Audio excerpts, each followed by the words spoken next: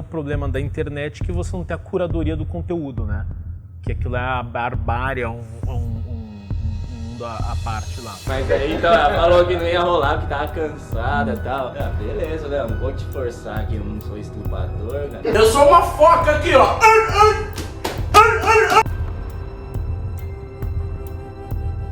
Daqui a pouco vai ser errado você ser heterossexual. Eu comprei todo o estoque de todos os principais livros com temática LGBT da Bienal do Livro do Rio de Janeiro. Você hoje precisa saber muito mais como se dá o processo, por que acontece. Vamos ver alguns exemplos disso agora. Porque a primeira questão que a gente vai resolver tá na tela. Que não existe prova de que a Terra é globo. Que quando me foi apresentar a Terra plana, eu fiquei, putz, isso faz muito mais sentido. A ideia da Terra plana hoje, com o esclarecimento que a gente tem, é uma ideia idiota.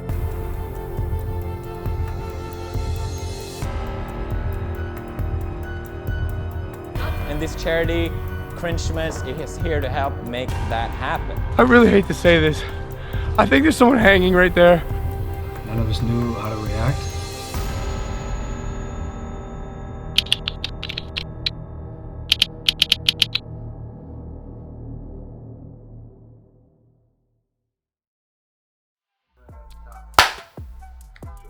Tá, eu não sei se rodou o microfone? Rodou, né? Tá.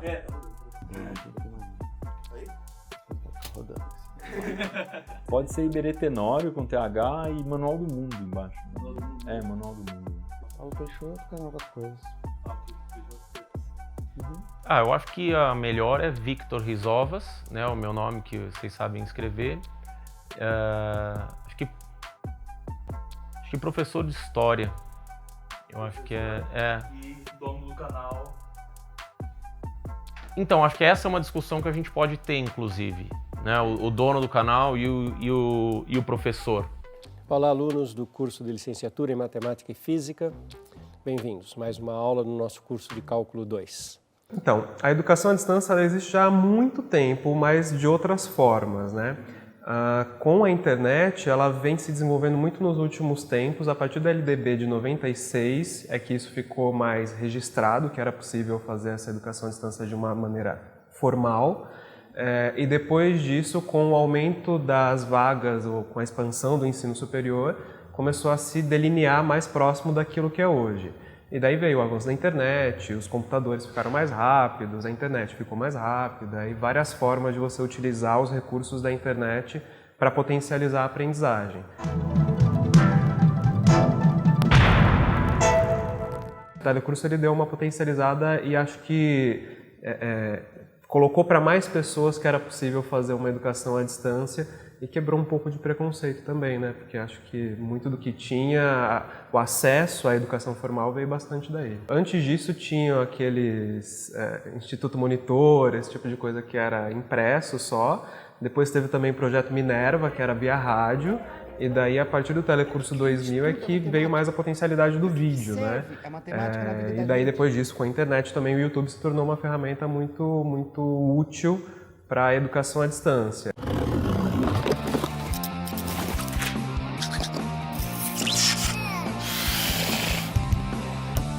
Quando a gente criou o canal, ele era para ser um canal de how-to, ensinar pessoas a fazerem coisas. Então, era ensinar a afiar uma faca, ensinar a trocar pneu do carro, ensinar a pintar a parede, sei lá, trocar a tomada, coisas desse tipo, coisas do dia a dia que você pudesse aprender lá. E era uma coisa bem humorada também, ensinar a fazer conta sem tabuada, ensinar a fazer brincadeira, brinquedos, etc. 4 coisas e um tema original, não perca tempo e veja logo o nosso canal. Eu trabalhava com publicidade e eu fazia os editoriais, fazia as sessões publicitárias nos canais de YouTube. E eu tinha muita dificuldade de fazer o vlogueiro, que na época eram os vlogs que estavam em alta, parar o conteúdo dele, parar a história que ele estava contando, parar o vídeo dele para poder falar de um produto, falar de uma marca. Então eu pensei, mano, se eu fizesse um canal que fosse só merchandising, que fosse todo vendido. A história do meu canal é o contrário da maior parte, né? Porque eu primeiro fui convidado para ser curador de história e depois montei meu canal. né? Até no começo, em 2014, o convite foi para ser revisor de conteúdo. Só em 2019 que a gente manteve a função, mas mudou a nomenclatura para curador do conteúdo. Então, equipe de curadoria é o termo correto. Com o tempo, a gente começou a fazer também umas experiências científicas e percebeu que as pessoas gostavam muito do jeito com que a gente explicava. Então, isso acabou norteando uma fase nova do canal, ou uma fase nova na época, porque foi o que norteou o canal, no fim das contas, durante o maior tempo. Que é deixar as pessoas serem mais... tentar fazer com que as pessoas fiquem mais corajosas para aprender. Que elas percam medo de aprender. Fui professor de publicidade e propaganda, fui professor de comunicação e eu gosto de contar histórias. Eu acho que a coisa que eu mais gosto de fazer no canal é contar história. E contar história é um pouco isso, é um pouco ensinar. Batman e Superman são personagens lá do início do século passado, então muitas vezes eles se juntaram. Vamos aqui dar alguns exemplos de coisas velhas que eu descobri. Como eu estudo cultura pop, sou formado nessa área, eu trago essa parte toda acadêmica, misturo com o físico e converto em histórias interessantes para o público, não só receber informações sobre aquele produto, mas receber algo sobre a história que levou aquele produto a estar disponível para compra. Hoje eu vou mostrar para vocês 4 experiências muito legais e super fáceis de fazer em casa. Eu tenho certeza que você vai se surpreender com a última. Fica até o fim. Aqui no YouTube a regra de ouro para você dar certo é você ter uma alta retenção de público. Ou seja, você tem que fazer as pessoas assistirem o máximo possível dos seus vídeos. Então o YouTube vai pegar essa média dessa retenção para ranquear o vídeo. Até porque o YouTube não vai privilegiar um vídeo em que todo mundo tá abrindo e fechando 10 segundos depois. Esse é um desafio, né? O tempo de retenção, né? Quando você entra lá na plataforma do Google Analytics, você tem acesso à retenção do público. O YouTube tem uma ferramenta muito boa de medição de retenção de público. Quando você publica um vídeo, ele coloca um gráfico que começa em 100%, geralmente, que todo mundo começou a assistir o vídeo, geralmente começa do começo. Então 100% no começo, e aí vai caindo. E aí você vê onde as pessoas estão saindo. Aí tem que dividir em duas estratégias. Primeiro, o que eu gosto de diferenciar no meu canal e o que funciona. Porque nem sempre as duas coisas caminham juntas, né? Tem 2 formas de medir a retenção, né? Porcentagem, né? E a absoluta. A porcentagem é quanto % do seu vídeo é assistido e a absoluta, quanto tempo ele passa na frente do seu vídeo. O Google leva essas 2 informações em conta para avaliar a qualidade do seu vídeo. Vocês do jornalismo sabem, né? Se você escrever uma matéria com 10 parágrafos, ninguém lê. Você tem que escrever uma de 4 e preferencialmente um tweet, que aí todo mundo lê. Então você começa a ter esses paradoxos, essas esquizofrenias da educação. O bom é o curto, mas o bom para quê? É em termos de mercado ou em termos pedagógicos? De mercado me parece que essa é a tendência. Em termos de pedagógicos, nós aqui questionamos muito isso. O problema do socialismo real, ou seja, do socialismo que realmente existiu na Europa, era o seguinte: ao contrário do que aconteceu na crise do Entre Guerras ou na leve crise imediatamente pós-Primeira Guerra, agora a economia russa não funcionava mais blindada e funcionando de forma independente. Eu acho que o meu formato de aula no YouTube é bastante engessado, tá? Por N questões de pré-produção, produção e pós-produção, mas eu acho que é um formato engessado. Eu acho muito eficiente porque eu entrego em pouco tempo o conteúdo que o sujeito precisa para ter sucesso em qualquer concurso. Então acho que é eficiente, mas a eficiência não significa que seja elástico, que não significa que seja volátil, não significa que seja extremamente criativo. E a gente percebe que as pessoas vão embora quando você começa a falar demais. Você começa a enrolar, as pessoas vão embora. Então o vídeo não pode ter enrolação, o vídeo é sempre direto, muito franco, a gente tenta enriquecer com imagens bonitas. Quando tem fala, tem muitos cortes, a fala é rápida, não tem muito respiro. Hoje eu vou mostrar para vocês o nó que te faz subir por uma corda em um penhasco. Olha só. Então o recurso primeiro eu acho que é recortar, usar imagens, usar tabelas, usar gráficos, né, para permitir que as pessoas acessem, percebam a informação de diferentes formas, e, sobretudo, entregar o conteúdo de uma maneira clara. Consistência. Quanto mais vídeo você fizer, melhor você é ranqueado no YouTube. Porque não importa quantos inscritos você tem. Se os inscritos interagem com o seu conteúdo, seja clicando, ou comentando, ou dando like, eles vão receber mais informações sobre ele. Hoje vamos descobrir o que tem de real e o que tem de provocação na expressão quem lacra não lucra.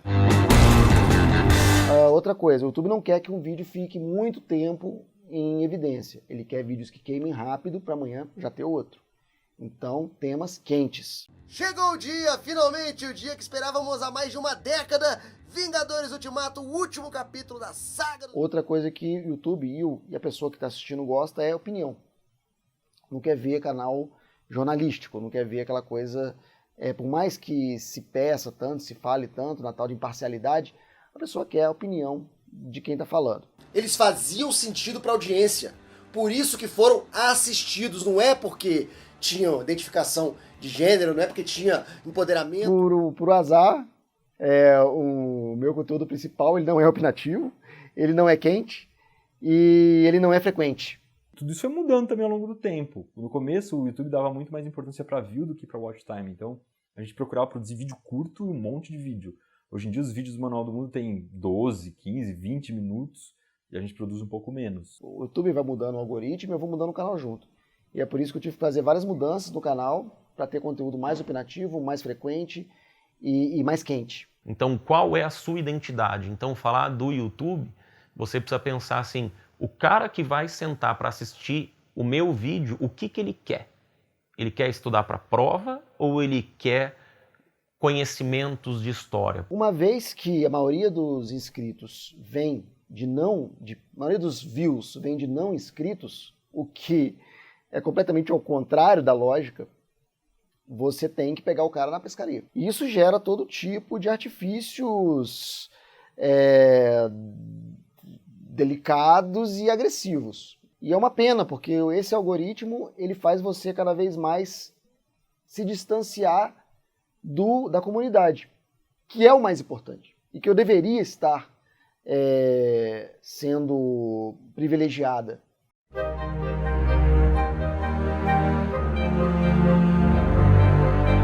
Eu já tentei fazer alguma coisa mais de conceitos, né? Ou discutir personagens, ou de ter uma discussão mais abrangente.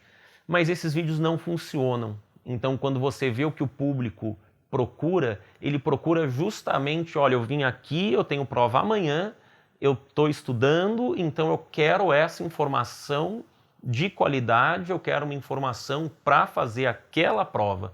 Um plano de ação econômica do governo, ou seja, o PAEG, Plano de Ação Econômica do Governo. Este PAEG trata de uma receitinha simples, meu chapa. Eu aposto que você, né, que tem que lidar com o seu dinheiro, seja o seu salário, seja a sua mesada, ou o dinheiro que você recebe aí de vez em quando. O meu estilo não é um estilo no YouTube de ficar fazendo gracinha. Dentro de sala de aula, eu trabalho como professor de terceiro ano e de cursinho. Ali eu acho que cabe uma explicação mais jocosa. Ali eu acho que cabe um recurso mais diferente. Só que eu acho que o sujeito que está aí, convicção pessoal, o sujeito que está no YouTube, clicou na sua aula, ele não quer ficar rindo. Ele tem a prova de amanhã, ele quer a matéria que você vai entregar de uma maneira honesta, adequada para ele fazer a prova ou para ele prestar o concurso. Você quer ter um bom momento? Vai para um canal de humor. Precisa do apoio do professor, mas pensando no professor enquanto alguém que tem um conhecimento de um conteúdo específico e consegue organizá-lo de uma maneira didática. Quando a gente está falando isso, a gente não está falando exatamente de uma pessoa que se formou em licenciatura ou alguém que tenha experiência docente. A gente está pensando numa pessoa que tem um conhecimento e que consegue organizar didaticamente esse conhecimento para favorecer a aprendizagem de um aluno. Então, se a gente pensa, por exemplo, num documentário que tenha um fim educacional, um fim educativo, ele também pode ter a participação de um professor, digamos assim, de alguém que quer ensinar alguma coisa. Então, também não é um problema você ter um conhecimento misturado com entretenimento, misturado com qualquer outra coisa. Entretenimento e educação, acho que são duas coisas que têm que existir juntas, não é que até nem aventaria a possibilidade se isso pode existir. Eu acho que se isso não existir, aprender vira uma coisa chatíssima. Só é possível ser entretenimento. Não dá para você... Por quê? Por que não? Né? As melhores professores que eu tive, as melhores aulas que eu tive na minha vida foram assim.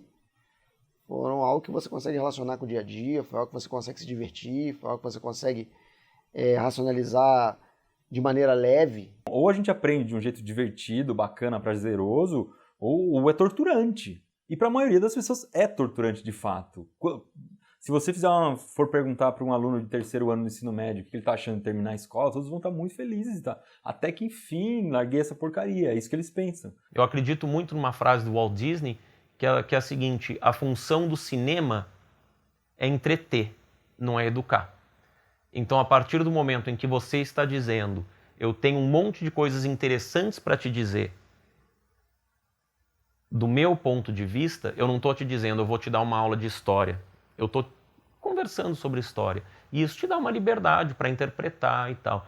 E aí cabe ao público ter o discernimento de falar, opa, isso daqui é uma análise dele, isso daqui são opiniões, mas não é necessariamente uma aula de história. Quinta-feira, dia 24 de outubro de 1929, 90 anos atrás.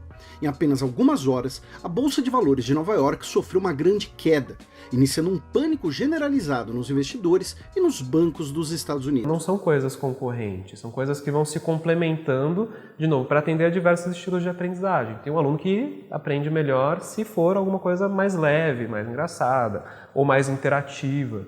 Então não são coisas que brigam entre si. Então para que eu estou utilizando isso? Acho que a pergunta mais importante é: para que eu estou organizando esse conteúdo no formato que seja, na ferramenta que seja? O que eu quero que o meu aluno aprenda?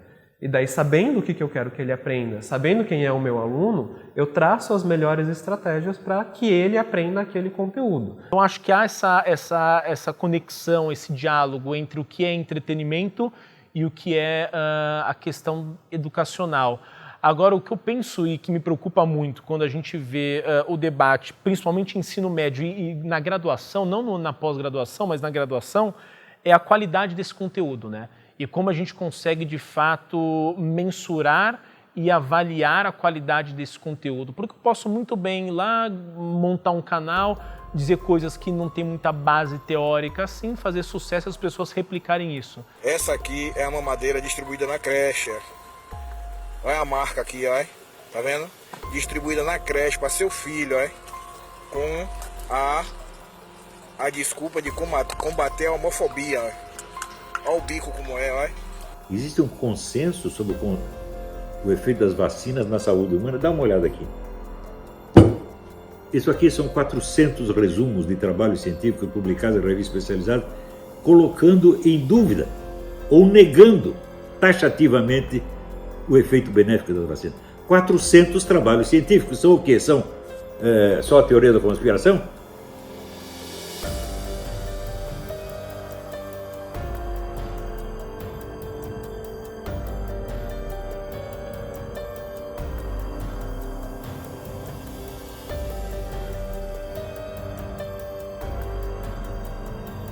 Um imenso estudo genético revela que 90% dos animais da Terra surgiram ao mesmo tempo. O que os irmãos acham? Tanta pesquisa para se comprovar as escrituras. Eu acho que a gente tem vivido um momento histórico muito conturbado, porque a gente está vivendo uma crise civilizacional. Então agora a gente está num momento que a gente está muito perdido, a humanidade, né? Porque não é um movimento exclusivo do Brasil. E até universidades que ainda têm ouvido essas bobagens de professores não capacitados e desatualizados. E que ficam colocando ou tentando colocar na cabeça dos jovens essa besteira da teoria da evolução, para tentar contrariar a palavra de Deus. Por algum tempo, ao longo de todo o século XX, ao longo da maior parte do século XX, a valorização da ciência, a valorização da racionalidade foi muito grande.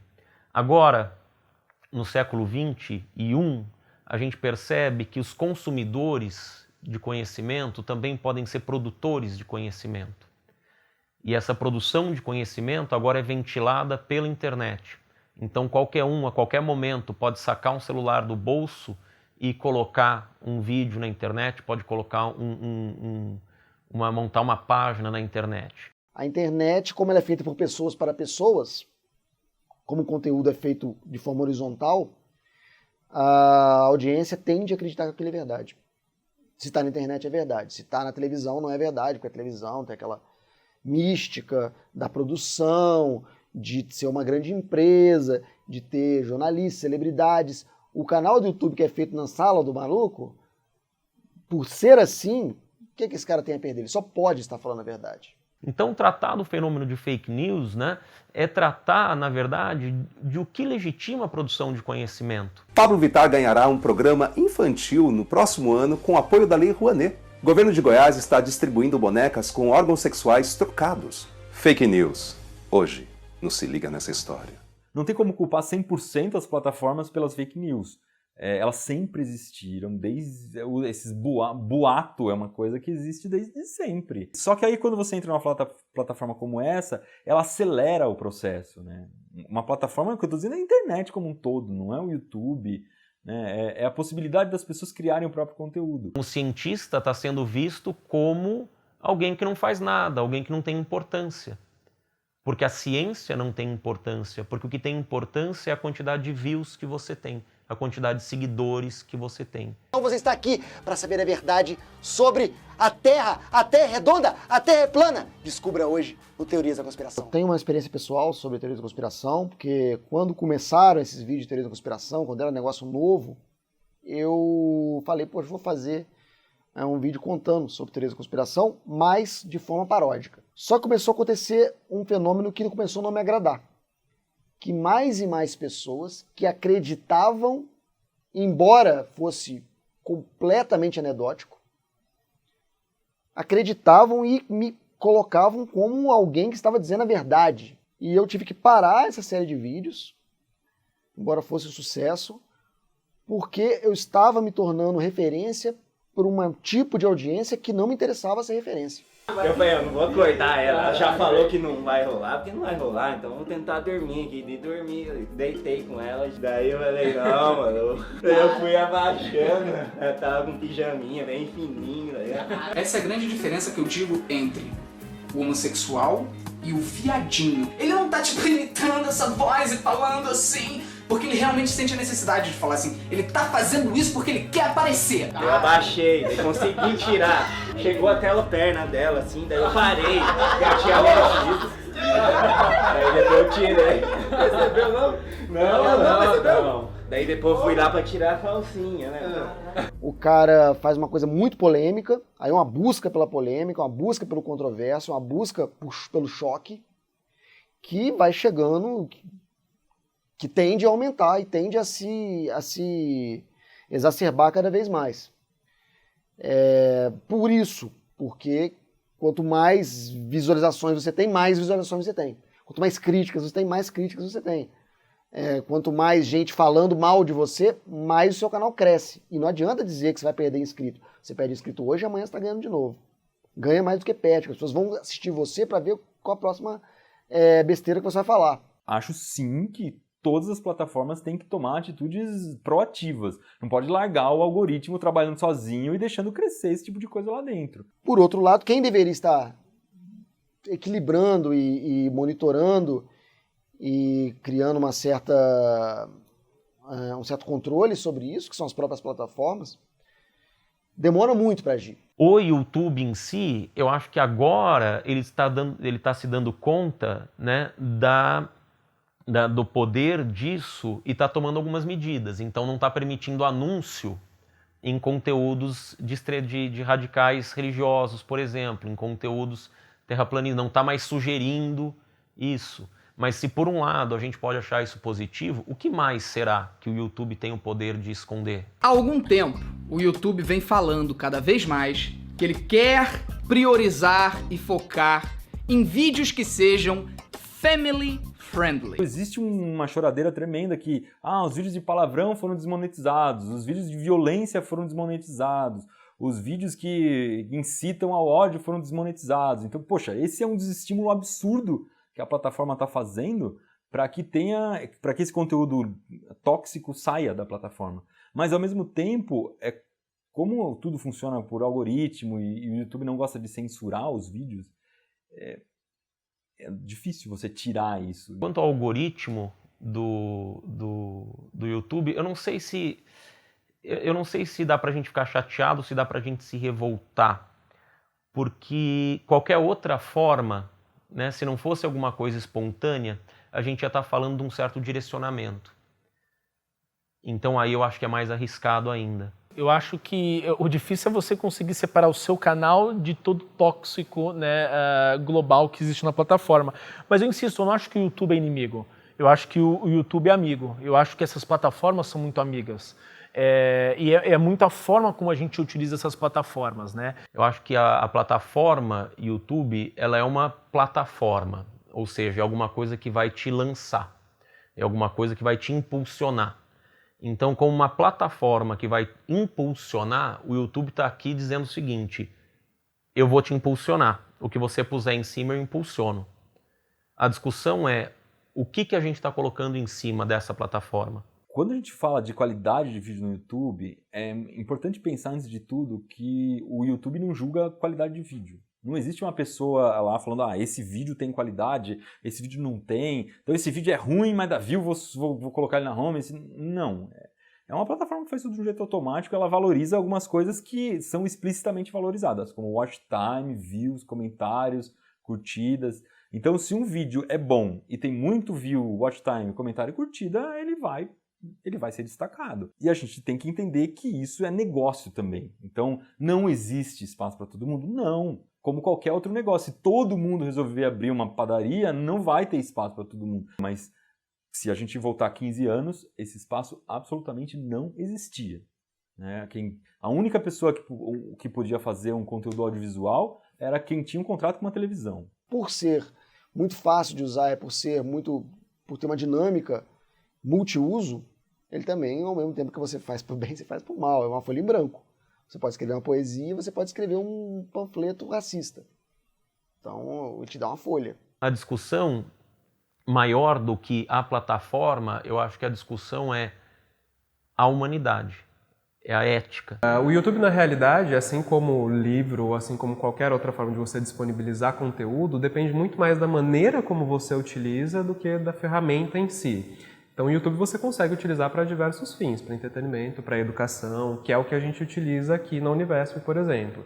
A gente tem um canal que tem muitos vídeos, temos muitos inscritos e a gente consegue fazer coisa muito diferente no YouTube. Paulo Freire, o Vygotsky, estudamos o Bakhtin e estudamos o letramento pela via da Magda Soares. Todos eles têm alguma coisa em comum, que foi mostrar para a gente a importância da dimensão social da aprendizagem da língua escrita. De fato, a gente não alfabetiza, não pode nem pensar em alfabetizar se não for considerar essa dimensão social. Depende muito da intencionalidade pedagógica que você acrescenta a essa ferramenta. O YouTube ele é uma plataforma extremamente ágil, que qualquer pessoa consegue utilizar, você acessa do dispositivo móvel. Então isso facilita muito para a educação. Para além daquilo que você consegue colocar em termos pedagógicos ali, a ferramenta em si é fácil de utilizar, todo mundo utiliza.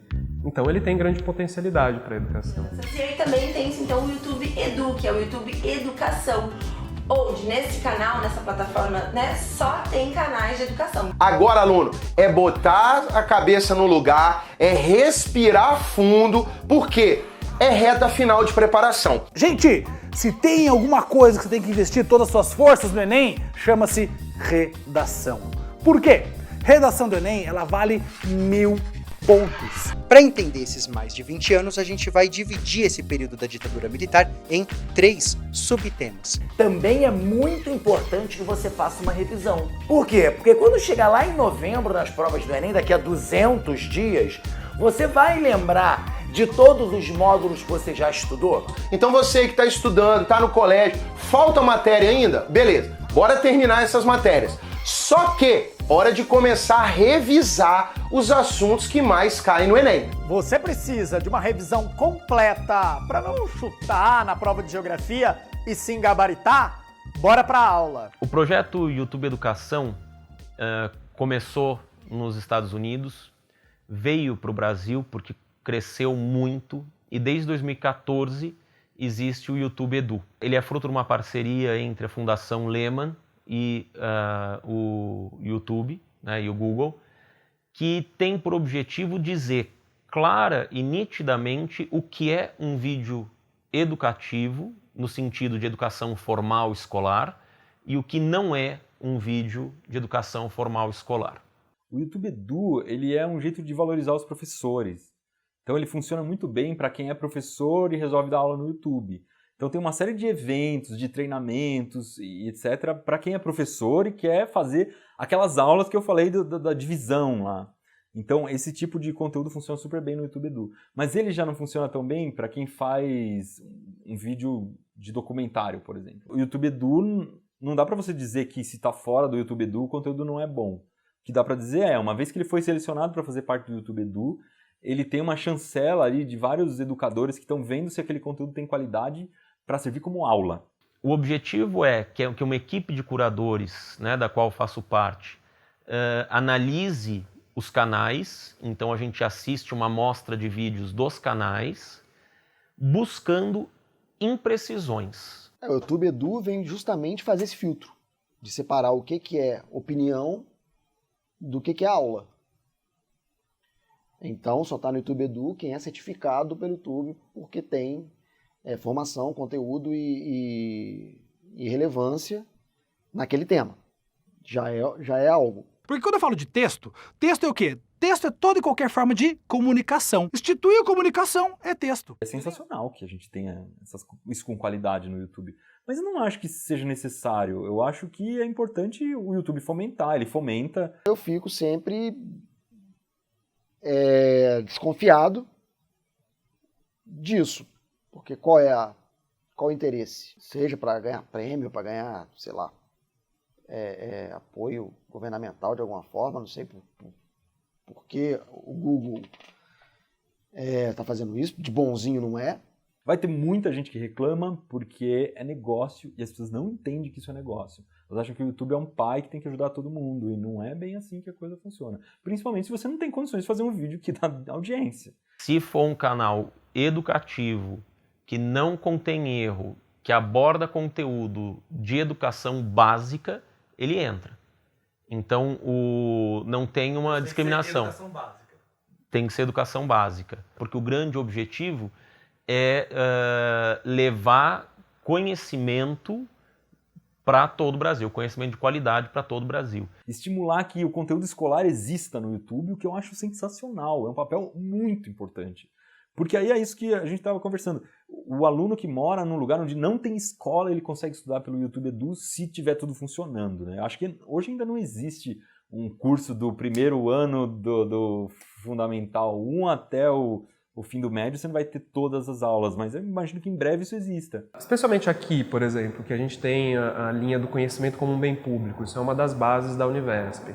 Então qualquer coisa que a gente faça, a gente precisa deixar aberto, a gente tenta sempre deixar aberto. Então o YouTube é um desses casos, a gente consegue fazer os vídeos com qualidade, disponibilizar de uma maneira que qualquer pessoa consiga acessar de qualquer lugar e ainda assim tem lá os Creative Commons que as pessoas podem utilizar, remixar, baixar e utilizar da maneira mais adequada. Tem um professor que sempre me emociona muito, que fala, quando eu ouço falando, é o professor Ives Urquiza, do canal Física Total. Ele narra a história de uma menina do Amazonas que remava de barco meia hora para ir, meia hora para voltar da aldeia dela, da vila dela, para uma zona um pouco mais povoada, para ter acesso à internet, para assistir às aulas de física dele e voltar para casa. Então, a aula que ele está dando, ele que tem 500 mil de inscritos no canal dele, a aula que ele está dando para o Brasil inteiro está chegando num lugar em que não tem um professor de física em vários quilômetros quadrados. E de graça. Tá lá, para qualquer um ver, não paga nada, entendeu? E hoje em dia o acesso está cada vez mais fácil. Eu ouço falar de democratização de comunicação desde que eu entrei na faculdade. Então, o problema é que a comunicação está na mão de empresas que não estão muito interessadas nisso. A internet também.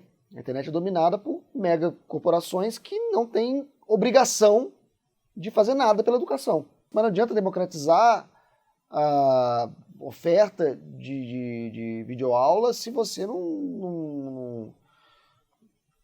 a internet não está democratizada, né? Acho até um pouco leviano a gente achar que todo mundo tem acesso, porque não tem.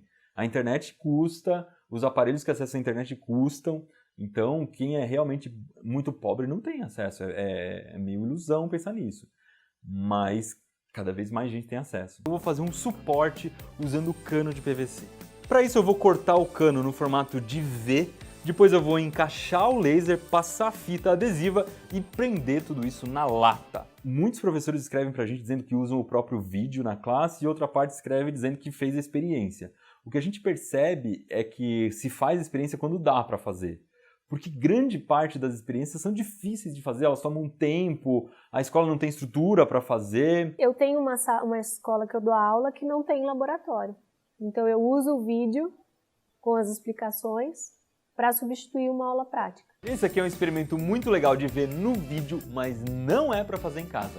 Fechou? É claro, quando a gente pega os meus colegas da química e da física aqui, né, fazem algum experimento, os alunos ficam contentes, gera aquele agito, né, aquele burburinho, aquele comentário, então é bastante positivo. Mas tem situações, principalmente escola, quando a gente pega o Brasil, que ele é gigantesco, escolas que às vezes não tem como financiar aquilo. Uma coisa é o ângulo, que a gente tem um laboratório de química, um laboratório de física, um laboratório de biologia, você tem assistentes de laboratório para isso, e eles montam a experiência, o professor chega, faz a experiência, ele já vai e arruma tudo. A gente sabe que não é assim no país. Então acho que pode contribuir muito. Esses vídeos são um adendo para a aula, não é o mote principal, né? Então, quando dá para fazer o experimento em sala, eu faço, ou no laboratório eu faço. Quando não, eu uso o vídeo, que é uma forma de acelerar o aprendizado daquele conteúdo. O vídeo da gente ou é uma complementação da escola, ou mais, ou antes, ele é um teaser do que a pessoa vai aprender na escola. Porque a pessoa vai... Não é que eu vou ensinar além da escola, não. É menos que a escola. Então a gente... vai dar um gostinho do que a pessoa vai aprender na escola. Eu costumo usar também em aula invertida. Então eles assistem em casa e trazem as informações. No geral, são vídeos que você vai se divertir e no final você vai aprender alguma coisa. Pra gente, se você aprender um conceito, tá suficiente. A agulha não afundou e ela tá aí boiando na água por causa da força das moléculas de água que não querem se separar. E o nome disso aqui é tensão superficial. Então não é só o vídeo. Assistir o vídeo, mas tendo que fazer algum tipo de registro, porque senão vira muita brincadeira. Mas eu acho que existe uma confusão que muitas pessoas imaginam que isso vai substituir a escola. Eu acho que não, de jeito nenhum. Eu acho que isso ajuda um pouco, ele lubrifica o trabalho do professor. Vai. Enquanto plataforma, enquanto teoria, sim, porque é uma geração que é nativa da internet. Então, por mais que para os pais, para os avós seja absurdo assistir uma videoaula, a pessoa tem mais, às vezes tem mais contato e mais facilidade de entrar em contato com o professor e tirar dúvida do que na sala de aula. As avaliações do ensino superior, elas têm mostrado que não tem tanta diferença assim entre o ensino presencial e o ensino à distância.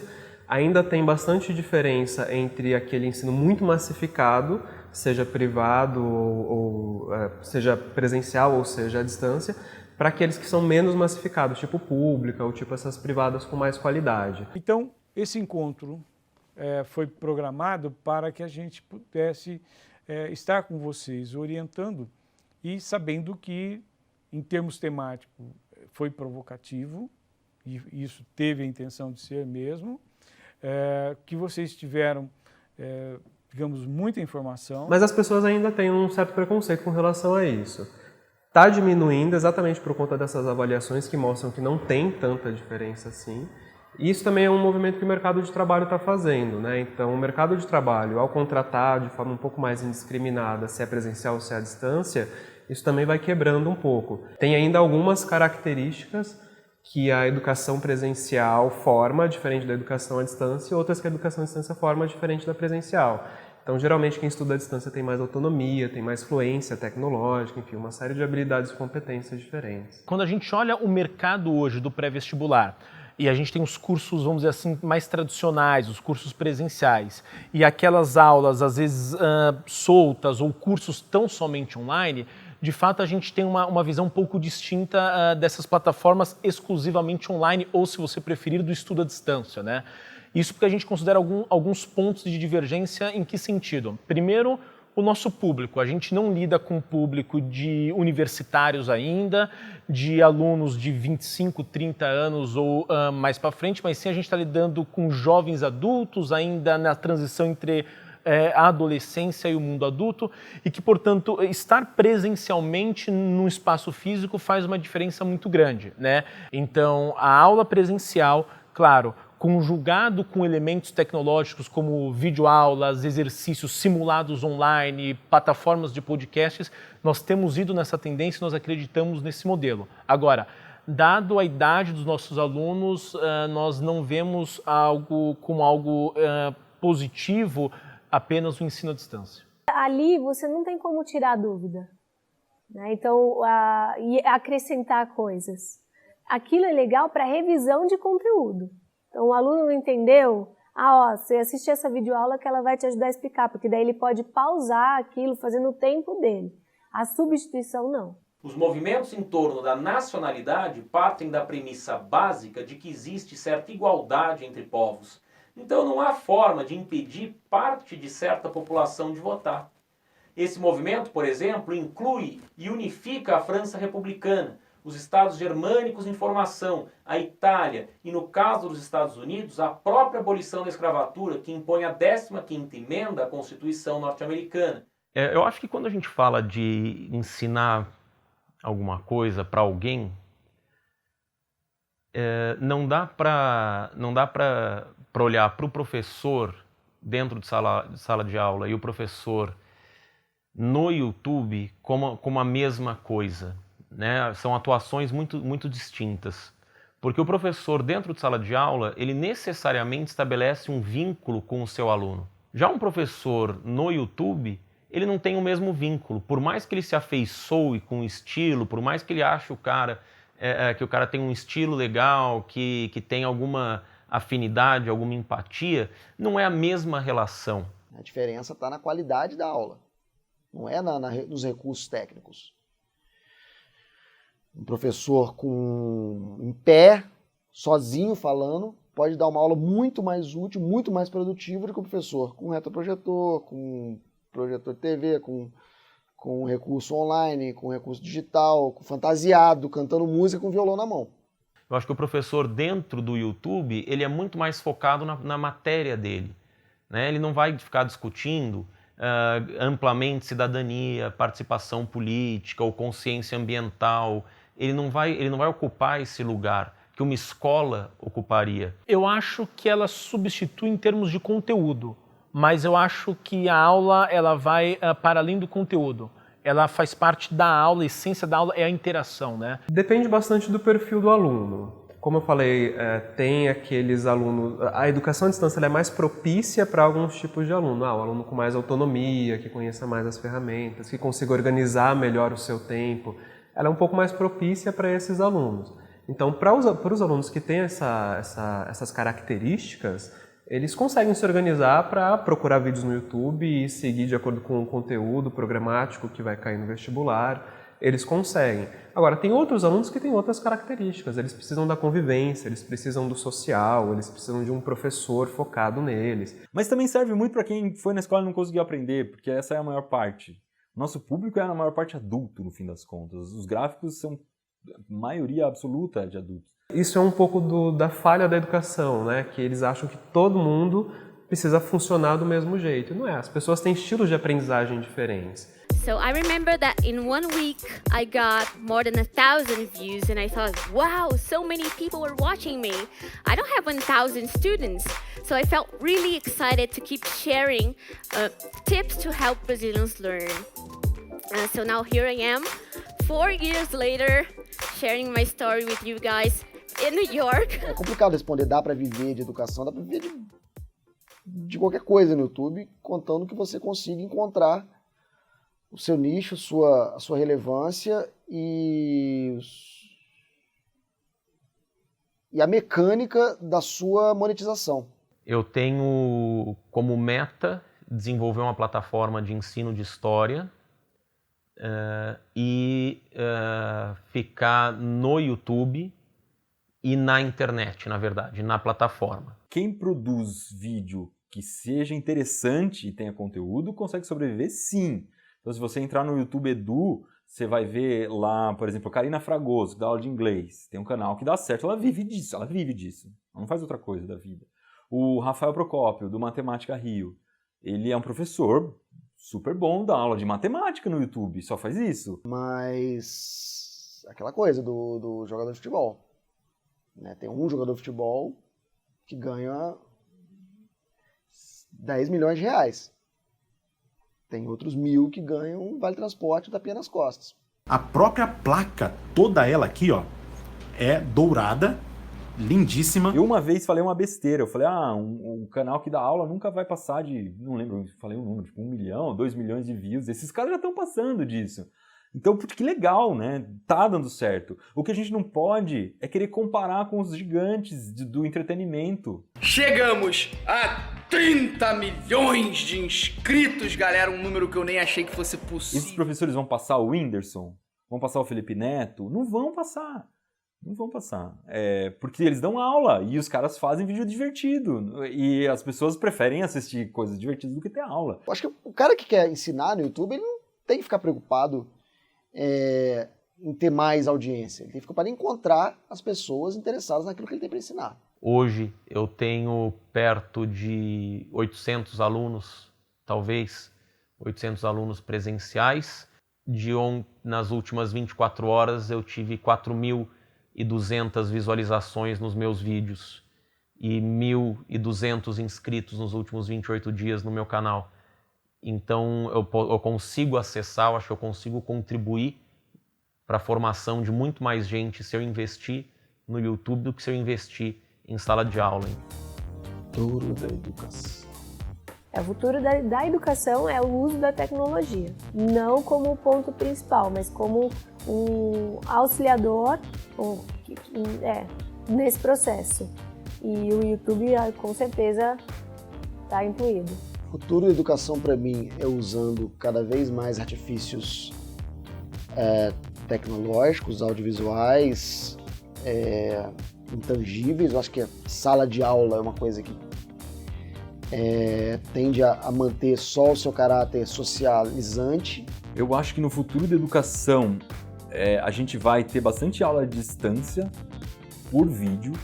Isso pode ser feito no YouTube ou alguma outra plataforma. Eu tenho certeza que a educação do futuro ela não vai ser centrada no professor e ela não vai ser centrada na informação.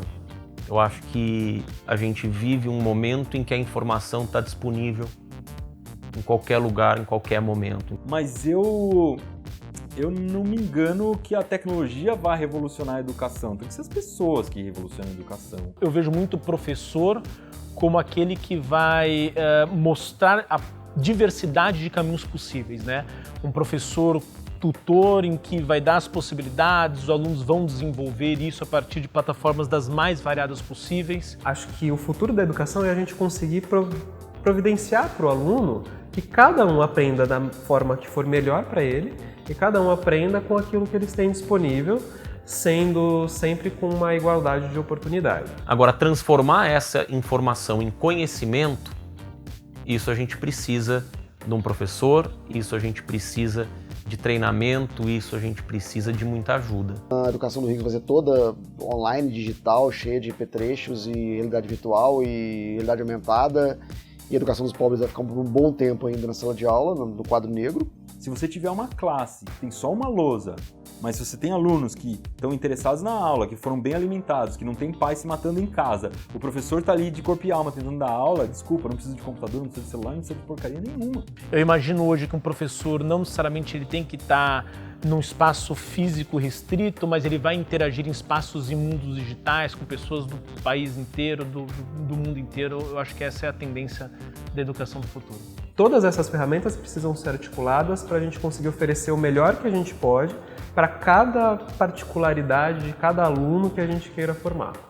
Então, acho que sim, a gente ainda vai depender de ferramentas de busca, como o YouTube, a gente ainda vai depender do professor para botar os alunos para interagir entre si e com as informações, e a gente ainda vai depender da escola como um espaço onde isso aconteça.